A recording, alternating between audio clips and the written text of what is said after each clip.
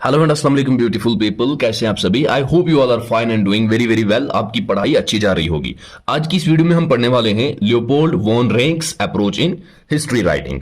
ये आपके तीसरे चैप्टर का लास्ट टॉपिक है। मैंने बाकी सारे वीडियोस बना दिए हैं। अगर आपको यही हैंड रिटन नोट्स चाहिए हो तो आप मुझे व्हाट्सएप पे मैसेज भी कर सकते हैं। व्हाट्सएप नंबर आपको डिस्क्रिप्शन बॉक्स में मिल जाएगा या आपको स्क्रीन पे मिल जाएगा, तो आप मुझे वहां पे मैसेज करके ये रीजनेबल रेट्स पे आप ये नोट्स ले सकते हैं। तो चलिए शुरू करते हैं आज के अपने टॉपिक को। लियोपोल्ड का अप्रोच क्या था हिस्ट्री राइटिंग में? इसका पूरा नाम था लियोपोल्ड वॉन रेंक्स। ठीक है, तो एग्जाम में आ सकता है लियोपोल्ड या वॉन रेंक्स भी आ सकता है, तो घबराने की बात नहीं है। आप याद रख लीजिए इसका पूरा नाम, आप वहां पे अच्छे से लिख सकते हो। Leopold von Ranke 1795 to 1886 was a German historian who played a crucial role in the development of modern historical writing. Von Ranke जो थे 1795 में पैदा हुए और 1886 में ये मर गए। ये जर्मन हिस्टोरियन थे जिन्होंने एक बहुत ही इंपॉर्टेंट रोल प्ले किया है हिस्टोरिकल राइटिंग में, मॉडर्न हिस्टोरिकल राइटिंग की डेवलपमेंट में।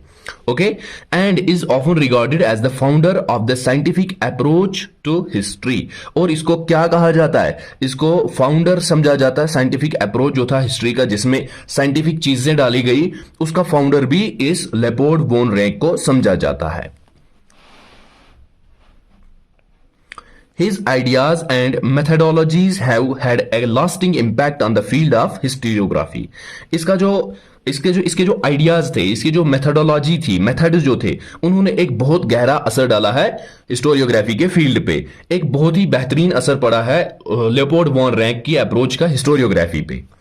की aspects of Leopold von Ranke's approach to writing history. History writing में इसके जो की एस्पेक्ट्स हैं, इसके जो की पॉइंट्स हैं, वो हम देखते हैं। इसके अप्रोच के जो अहम पॉइंट्स थे हिस्ट्री राइटिंग में, number first is primacy of primary sources. Primacy of primary sources, ये ज्यादा प्राइमेसी देते थे प्राइमरी सोर्सेज को। जो एक्चुअल सोर्सेज हो, जो ओरिजिनल सोर्सेज हो, उनकी ज्यादा इंपॉर्टेंस होती थी। ये कहते थे कि उनको यूज किया करो हिस्ट्री को रिबिल्ड करने में। Rank argued that historians should prioritize the examination of first-hand accounts, documents and materials to reconstruct the past. Rank यही कहते हैं कि जो हिस्टोरियंस जो हैं वो प्रायोरिटाइज करे, वो प्रायोरिटी दे किनको? फर्स्ट हैंड अकाउंट्स को। जो ओरिजिनल अकाउंट्स हो या डॉक्यूमेंट्स हो या मटेरियल जो भी हो, हिस्ट्री को या पास्ट को रिकंस्ट्रक्ट करने के लिए, हिस्ट्री लिखने के लिए आप सिंपली याद रख सकते हैं। He insisted on the primacy of primary sources to write history. यही इन्होंने कहा है, यही ये इंसिस्ट करते हैं कि प्राइमेसी होनी चाहिए प्राइमरी सोर्सेज की, जो ओरिजिनल सोर्सेज हो हिस्ट्री को राइट करने के लिए, मॉडर्न हिस्ट्री को राइट करने के लिए, ताकि उसमें खामियां कहीं पे ना रहे। Number second method is empirical method. Empirical का मतलब होता है प्योर, या हम कह सकते हैं वेरीफाइड, जो भी कंसर्नड हो। ठीक है, जो भी चीज आप कर रहे हो हिस्ट्री में वो वेरीफाइड होनी चाहिए। यही इन्होंने बताया है। Ranke stressed the significance of empirical investigation in historical research. Ranke यही बताते हैं, ये सिग्निफिकेंस बताते हैं हमें इंपेरिकल इन्वेस्टिगेशन की हिस्टोरिकल रिसर्च में, कि जो भी आप हिस्ट्री में रिसर्च करोगे उसकी एक इंपेरिकल इन्वेस्टिगेशन होनी चाहिए। वो ट्रू इंफॉर्मेशन देना चाहिए आपको जो भी आप रिसर्च करोगे। He believed that historian should gather and evaluate evidence systematically, drawing on the principles of observation, comparison and corroboration. Ranke ये भी कहते हैं कि जो हिस्टोरियंस इंफॉर्मेशन गैदर करेंगे या करोगे, उसको इवैल्यूएट करना है, उन एविडेंसेस को इवैल्यूएट करना है सिस्टमैटिकली।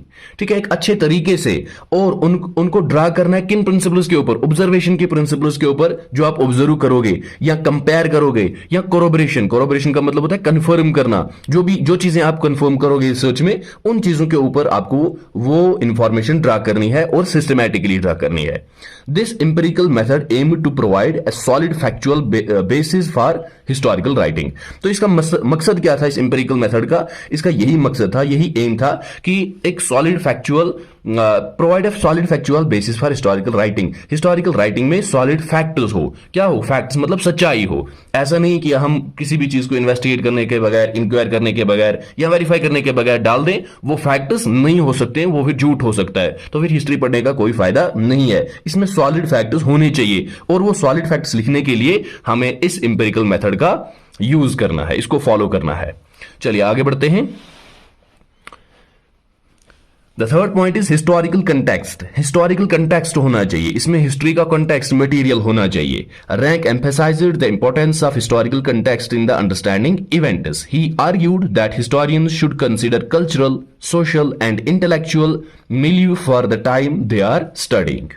एम्फेसाइज करते हैं, ये हमारा अटेंशन ड्रा करते हैं इस चीज के ऊपर, ये बताते हैं कि इंपॉर्टेंस क्या है हिस्टोरिकल कंटेक्स्ट की, हिस्टोरिकल इवेंट उसको समझने के लिए। ठीक है, इस जो भी इवेंट समझना हमें उसके लिए हमें हिस्टोरिकल कंटेक्स्ट को समझने की पहले बहुत जरूरत होती है। ही आर्ग्यूड, ये आर्ग्यू करते हैं कि हिस्टोरियंस को कल्चरल, सोशल और इंटेलेक्चुअल एनवायरमेंट, मेल्यू का मतलब होता है एनवायरमेंट, कंसिडर करना होता है of the time they are studying, उस टाइम का जिस टाइम का वो स्टडी कर रहे होते हैं। फॉर एग्जाम्पल वो पास्ट का स्टडी कर रहे हैं तो उस पास्ट में एनवायरमेंट क्या हो सकता था, कल्चरल एनवायरमेंट या इंटेलेक्चुअल या सोशल एनवायरमेंट, वो सारी चीजें कंसिडर करके हिस्ट्री को रिक्रिएट करना है, ये हिस्टोरिकल कंटेक्स्ट में आ जाता है। चलिए आगे बढ़ते हैं। Number fourth point is focus on political history. Political history पे फोकस करना। Rank believed that political events and the decisions of political leaders played a central role in shaping historical developments. Rank ये भी believe करते हैं कि जो political events हैं या जो डिसीजंस थे पॉलिटिकल लीडर्स के जो पहले लिए गए थे, ये सेंट्रल रोल प्ले करते हैं हिस्ट्री की डेवलपमेंट में। As a result, Rank's works often focused on political figures and diplomatic relations and foreign policies. तो हुआ क्या, रैंक जो है ये कभी कभी फोकस करने लगे पॉलिटिकल फिगर्स पे, डिप्लोमेटिक रिलेशंस के, एक कंट्री की दूसरी कंट्री के साथ क्या रिलेशन है या फॉरेन पॉलिसीज क्या थी, उन सारी चीजों पे ये फोकस करने, हिस्ट्री को राइट करने में, हिस्ट्री को लिखने में, ये भी इसका एक अप्रोच था। The fifth point is narrative style. Narrative style, von Ranke का लिखने का तरीका क्या था, उसके नैरेटिव का स्टाइल क्या था। Von Ranke recognized the importance of story telling and narrative in historical writing. तो रॉन्क ने क्या किया, इसने देखा कि इंपॉर्टेंस क्या है हिस्ट्री टेलिंग की, स्टोरी टेलिंग की या नैरेटिव की क्या इंपॉर्टेंस है हिस्टोरिकल राइटिंग में।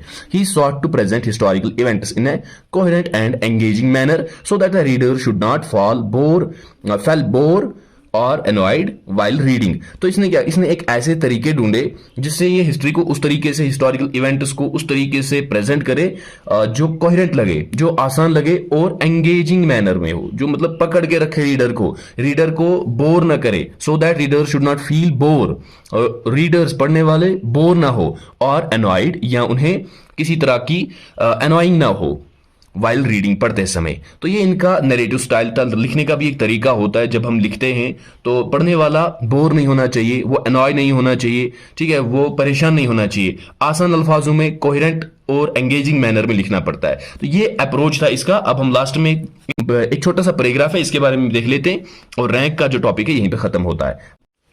Rank's each and every approach helped shape the development of modern historical scholarship. Rank की हर एक अप्रोच ने मदद की है development of modern historical scholarship में। जो भी मॉडर्न स्कॉलर्स बन रहे हैं हिस्ट्री के, उनकी डेवलपमेंट में और रैंक के हर एक अप्रोच ने मदद दी है। Ranke's ideas and methodology and principles continue to influence historians today about the nature and purpose of historical writing. Ranke के आइडियाज जो थे, उसकी जो मेथोडोलॉजी थी, उसके जो उसूल थे, प्रिंसिपल्स थे, वो आज भी हिस्टोरियंस को इन्फ्लुएंस कर रहे हैं, आज भी इन्फ्लुएंस को कर रहे हैं अबाउट द नेचर के बारे में and purpose of historical writing. एक तो हिस्टोरिकल राइटिंग, उसका पर्पस क्या है, उसका मकसद क्या है उसके लिए, और इसका नेचर क्या है उस चीज के लिए भी इन्फ्लुएंस कर रहे हैं आज के हिस्टोरियंस को। क्या जो अप्रोच रैंक्स के थे, वॉन रैंक्स के अप्रोच आज भी हेल्प कर रहे हैं स्कॉलर्स को, हिस्टोरियंस को हिस्ट्री राइटिंग में। Is it clear? तो ये आज का हमारा टॉपिक था। यहीं पे हमारा यूनिट 3 खत्म होता है। यूनिट 4 को हम कल से स्टार्ट करने वाले हैं। दीजिए इजाजत, अल्लाह हाफिज।